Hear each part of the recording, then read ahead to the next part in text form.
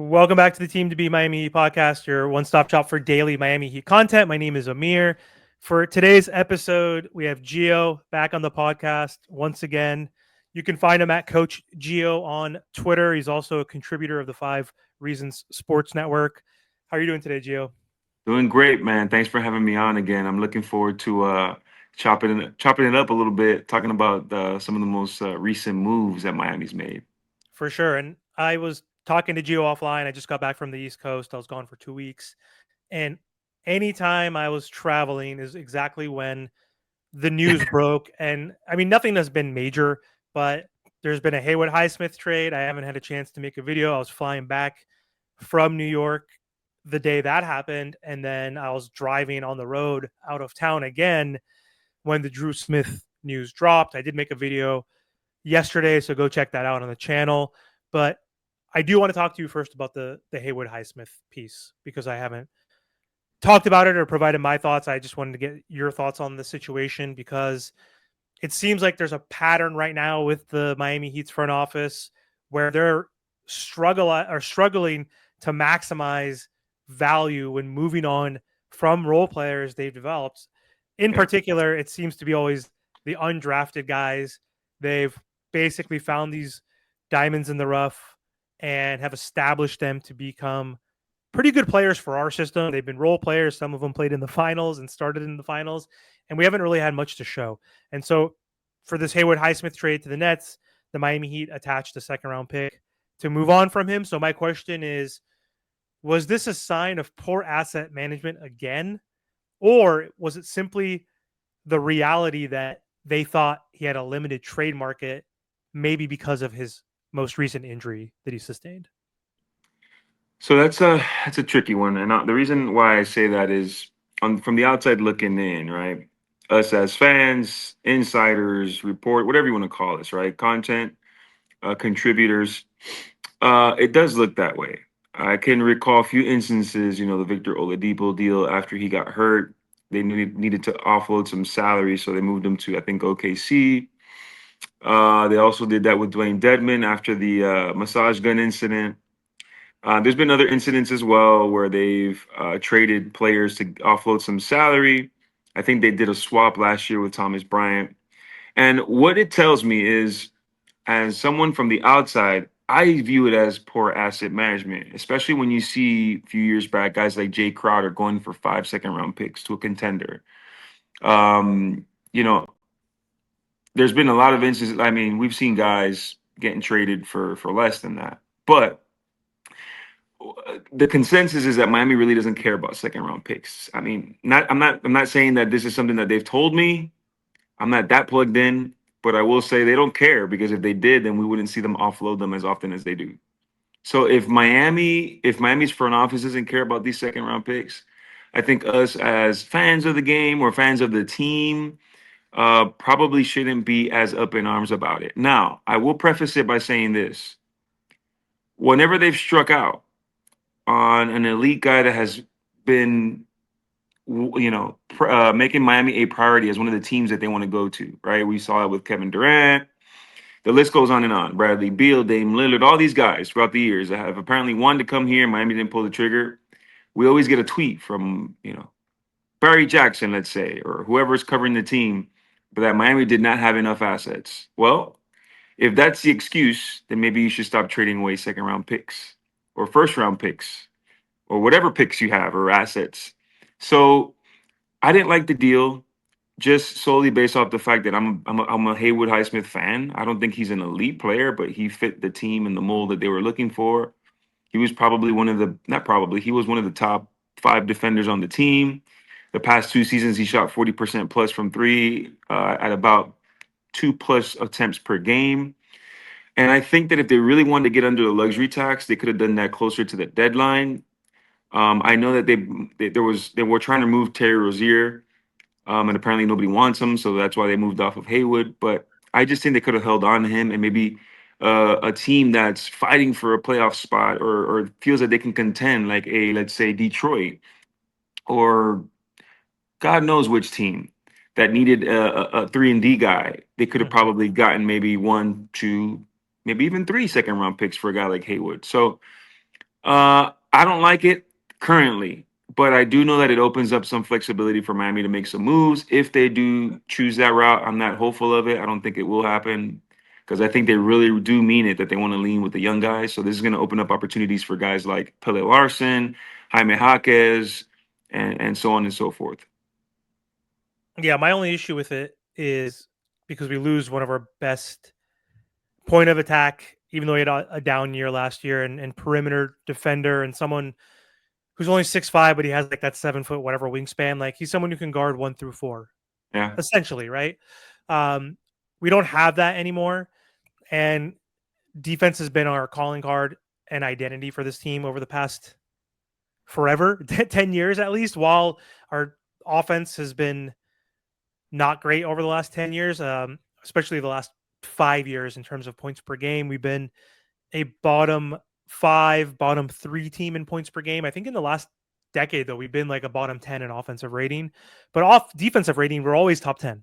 sometimes top 5 in defensive rating. And I understand that they wanted to lean more offense because we just haven't had enough firepower after losing Jimmy Butler, basically. And so we don't really address that. And like, we're now depending on guys like Jovic, Yeah. Jaime to come back. We need Stella to find his groove back.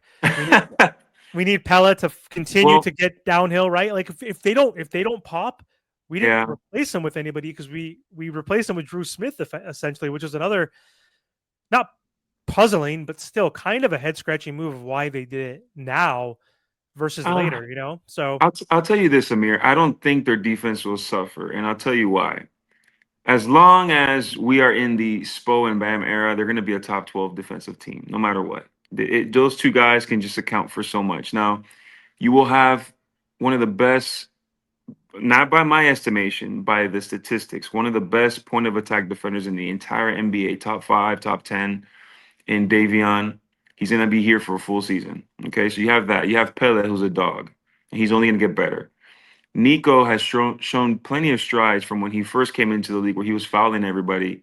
We saw, especially in that Orlando game, he was guarding Franz Wagner chest to chest. There's been bright spots there. You have Khalil under another full season under his belt.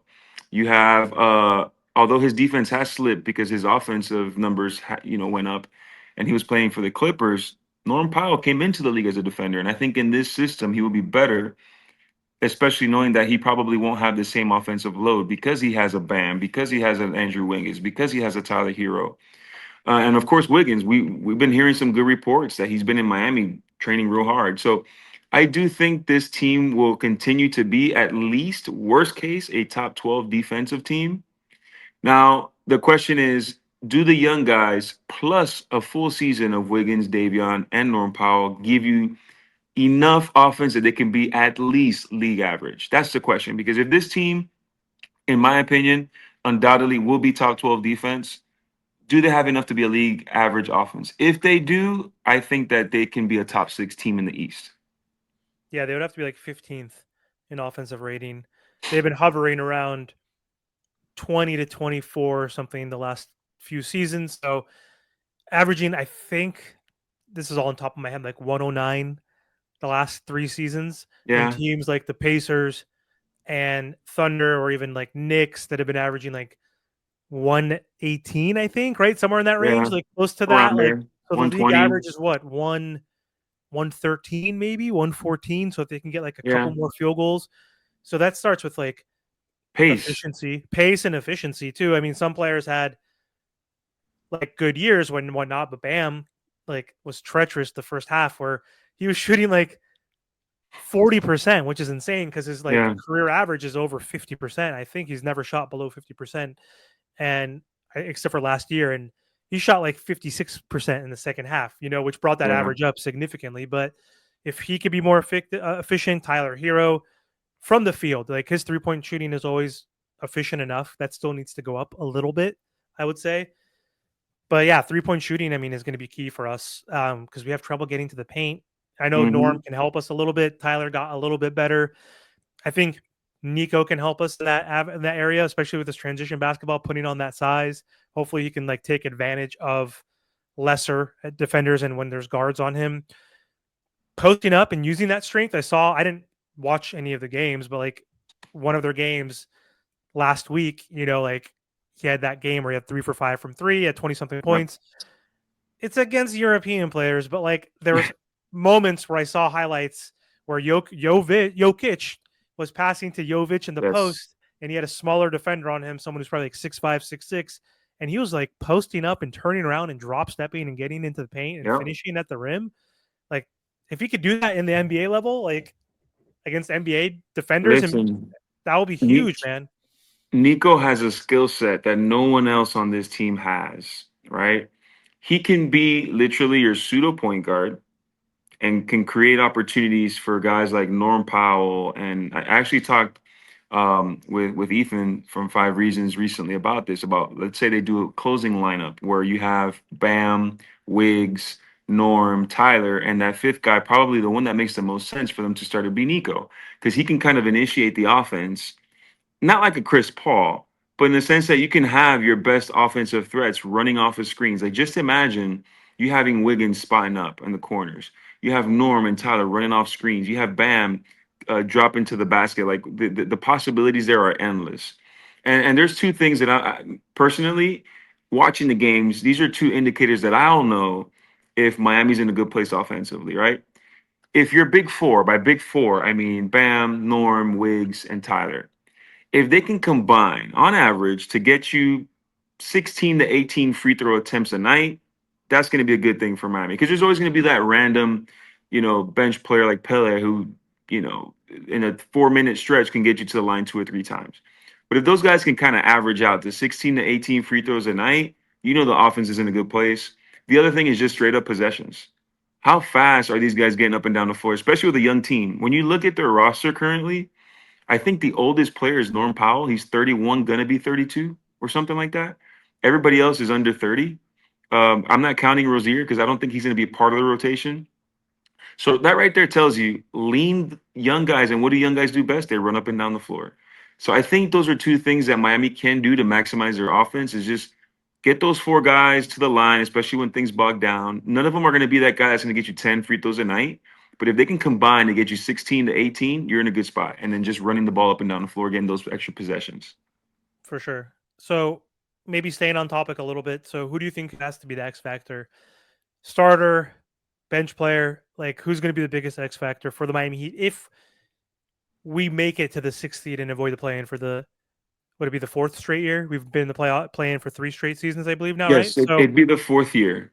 So So yeah, who do you think that X factor has to be? It could be a starter, it could be someone off the bench, but just who needs to step up, because we need someone to pop. It doesn't have to be a young player. It could be Tyler. yeah, Tyler could become even better with Norman Powell out there with the gravity that he's going to have on that team.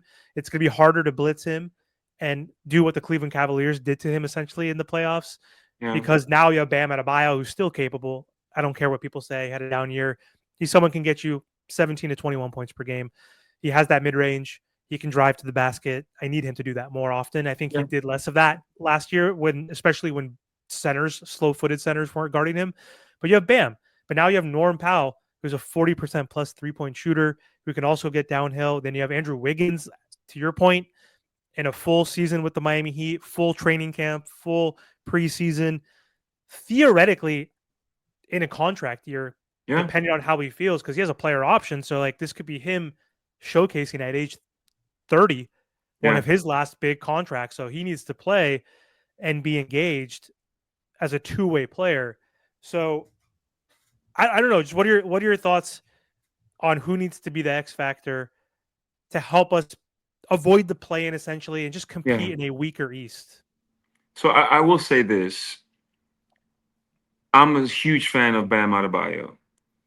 I think he has the capability to be a 24 and 10 guy. Will he ever be that? I don't think so. And the reason why I don't believe that is because although he has a capability, he's not selfish enough to take the requisite amount of shots. He's not going to be a guy that's going to shoot 15 plus shots every game. He'll do it in spurts. Like we saw what he did against Golden State. We see what he's done against, Jaren Jackson Jr. Whenever he has that matchup, he's going to go for it. For whatever reason, he doesn't do it all the time. But what I will tell you is this: I think this team is better positioned for Bam and Tyler to lead. What do I mean by that? Well, Bam can do what he does best. Tyler can do what he does best. And they don't have to play as much outside of their roles because now they have Wiggins, who can be a natural fourth option. They have Powell, who could be a more natural third option. Then you have a healthy Nico, who, in my opinion, is their biggest X factor this season. I think Ware eventually will become that. But this season, I think the guy that's the best connector, the guy that's the best in terms of skill set that can contribute to this team getting to that next level this season is Nico Jovic. I think if this kid can get 28 plus minutes a game consistently, can stay healthy because he's had some freak injuries.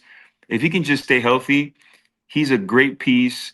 I'm not saying this guy's ever going to be an all-star, but he's one of those he has a potential to be one of those role player glue guys that can help take your team to that next level because he does so many things that is needed in this team. He can push the pace, he can shoot, he has the length, he can guard multiple positions, he can initiate offense.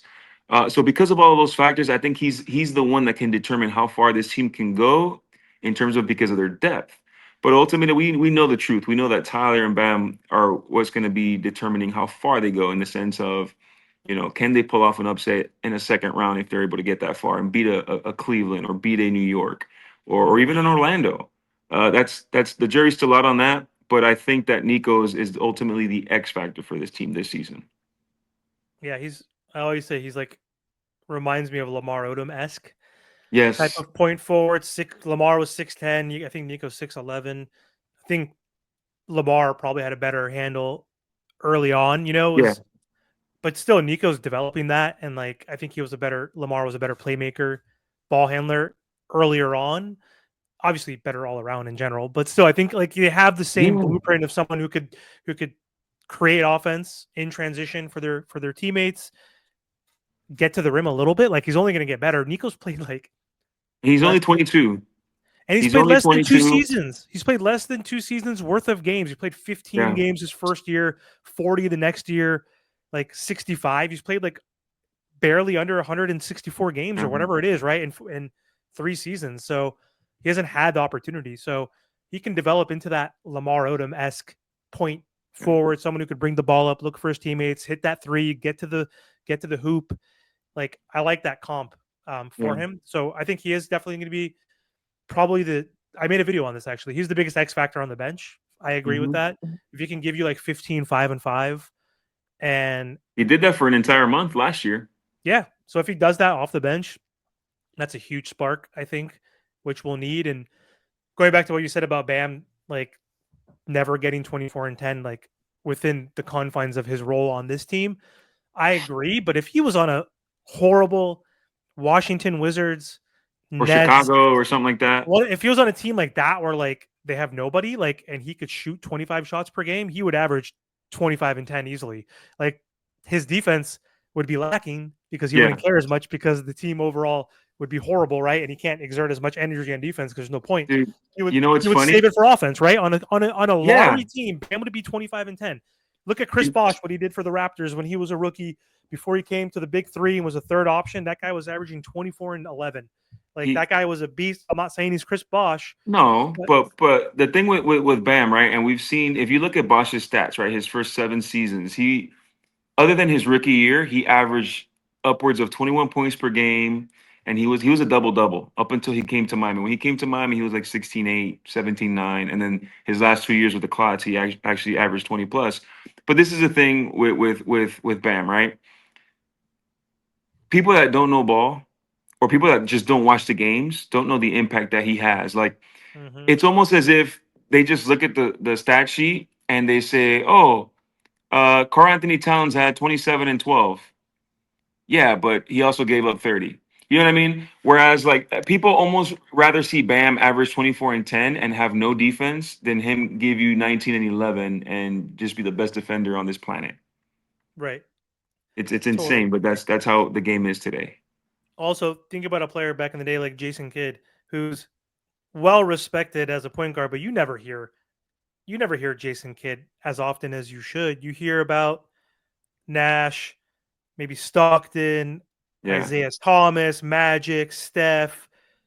Well, Whoever those else. guys they all had better careers though than Jason. But I see what you're saying. I see They what didn't you're saying. know. I know. I'm saying, but Jerry West and all these other guys, but like Yeah, those guys, maybe John Stockton though is an anomaly. He never averaged over 20 points per game, but he averaged like 12 assists, like yeah, he was four nasty. steals, whatever. He's the all-time leader in assists and steals. But like Jason Kidd though, a guy who at best averaged 18, 9, and 7. Most of the time he would average 12, 13 points, but he was averaging damn near 10 assists per game for his Yes. career.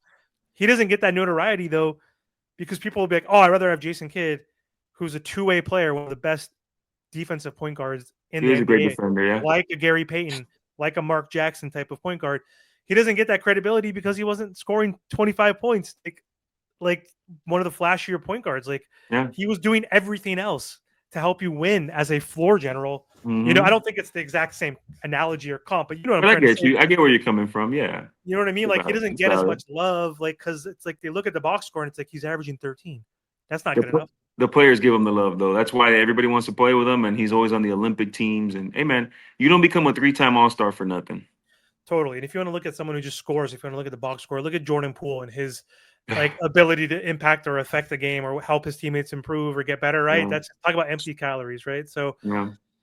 I totally agree with you when people just look at the box score or just look at statistics basically to judge the impact of a player, which is crazy. So before we do close though, I do have one Yeah. last thing I want to go over. So the Miami Heat just signed Dru Smith to a 3-year deal. We talked about this a little bit earlier. So we had Dru Smith on the podcast.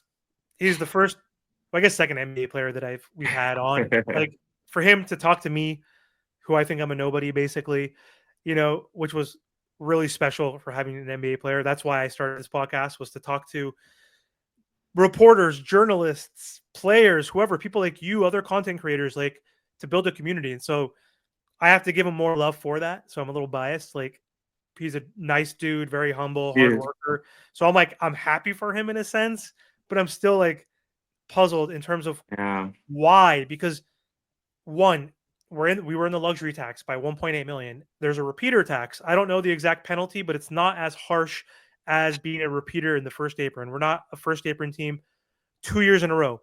Mm-hmm. We would have been a first apron team last year, which means you're over the luxury tax plus more.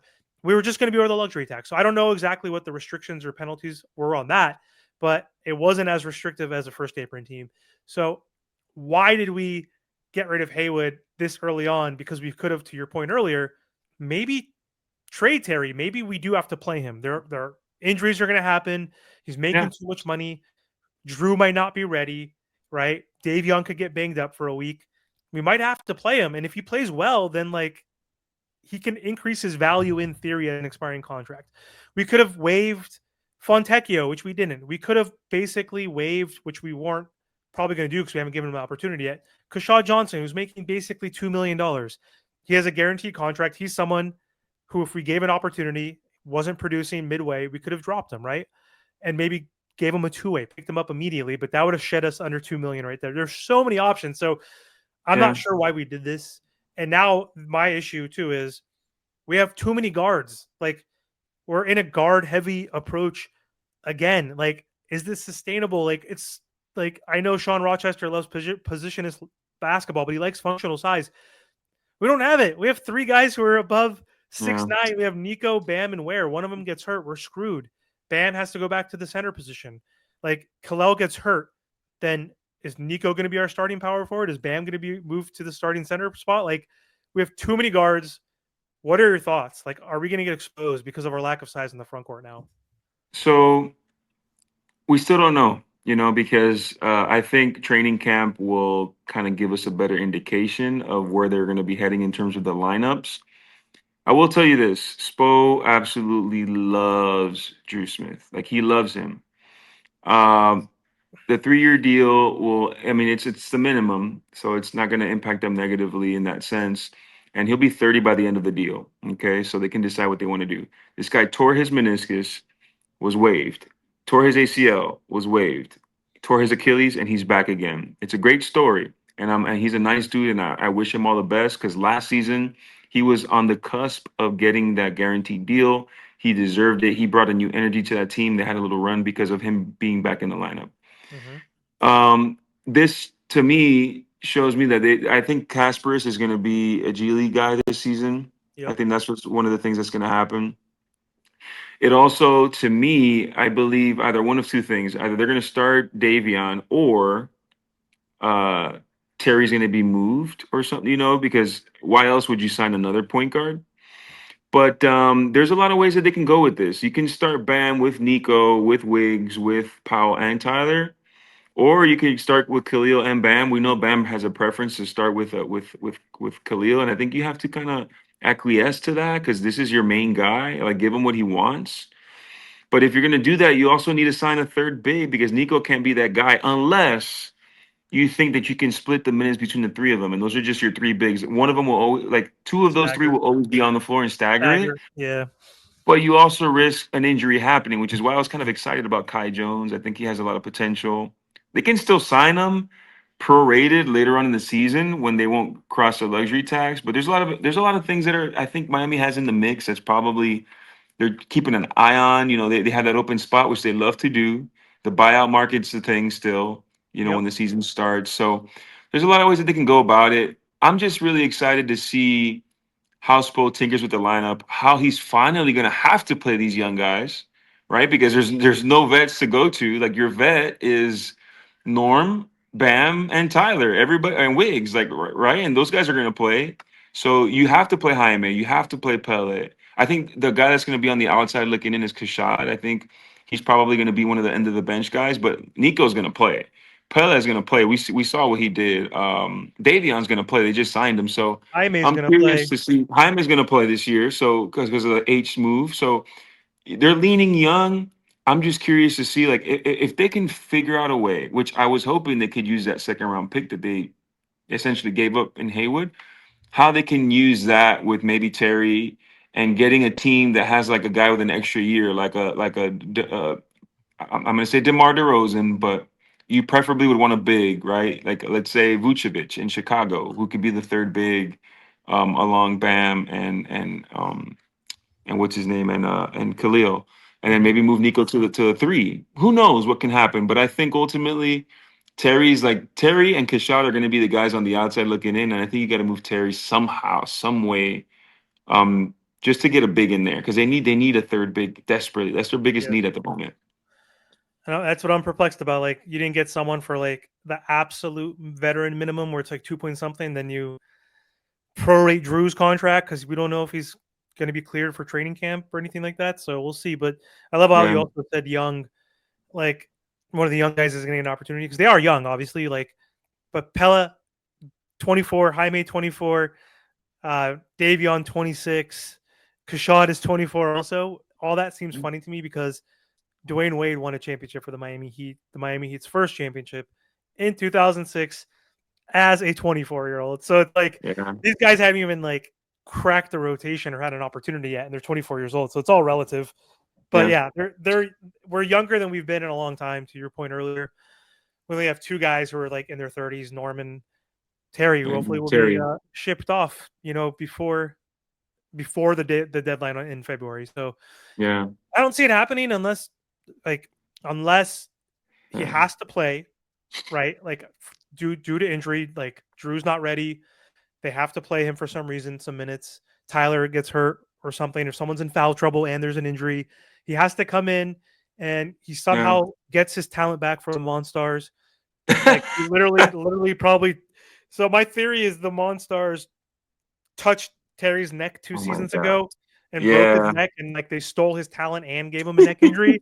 So I think Michael Jordan needs to win a game in Space Jam and give Terry his freaking talent back, because if you can figure out just how to like be effective out there without taking boneheaded step back fadeaway crazy shots and just like play for your career, for your livelihood, right, to get one more opportunity and contract in the NBA, even if it's at like 6 million per season, right, versus the Yeah. 25. Like Well, I think he's there's not two completely scenarios gone that though, can right? move him. Like he's not completely gone. Like maybe, like I don't know what No. happened, but still, like he should be able to play basketball. He's not like he's horrible for the Yeah. Heat, but it's like what happened, man? It's like I think crazy. there's a pathway. I think there's two ways that can move him, right? Like, I think the simplest way in my eyes would be pick swap, right? So you move Terry for a team that maybe only has access to 2 or 3 first rounders, and by doing a pick swap, they have access to more first rounders that they can use in a separate deal. So I would, look into options like that. And if not, try to move him for a piece in return that has an additional year that maybe is not guaranteed. Like that's why I mentioned DeMar, because that second year is not fully guaranteed. But again, then you go back to having an older guy. Then you're taking away minutes from Jaime, from Pel. You know what I mean? So preferably you try to figure out, like, bribe Chicago somehow and say, hey man, like, he's going to be off the books too. Maybe give up that other second round pick that you have, and you don't want to do it, but at least you address a need in a weak East that maybe you can make some noise and sneak into the conference final. And I don't think they have enough to beat Cleveland or New York, but hey man, you could be a top 4 team if you make a move. So Yeah. we'll see what happens. You don't know who might get injured also. Like Capella could get injured. Like we could be solid, playing really well, competing top 4, 5, 6 team in the East Yeah. late January, and then we can have a significant injury, and then that's like, okay, maybe we do trade Terry for DeMar for that extra year, even though it's not guaranteed. You'll be making 25 mil this season, next season as well.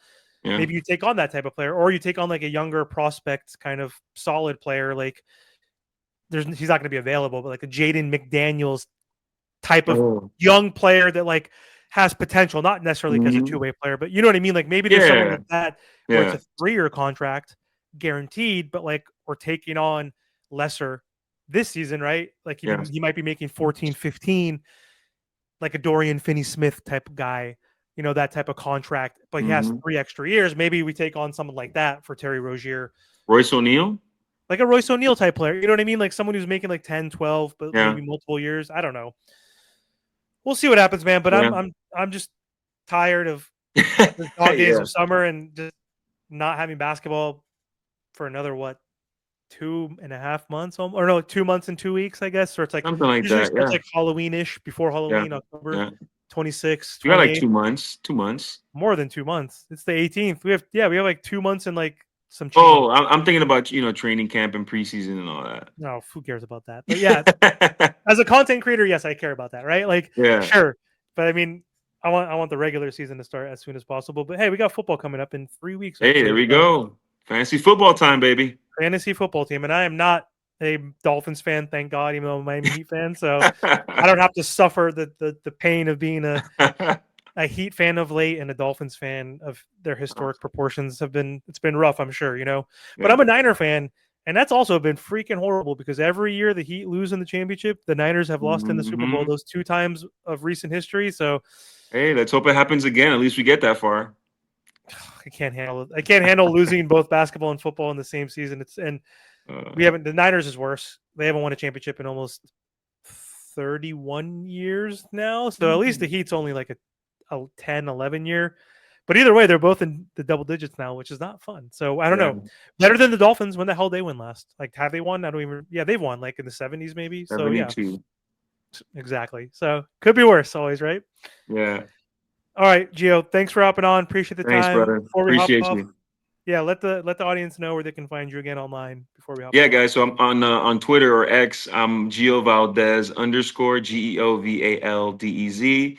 You can also follow me on Instagram at Coach Gio _ Any fitness, wellness, sports performance tips you guys have that might have or questions, I'm all there for you. Thanks a lot, man. Appreciate the time. Yes, sir.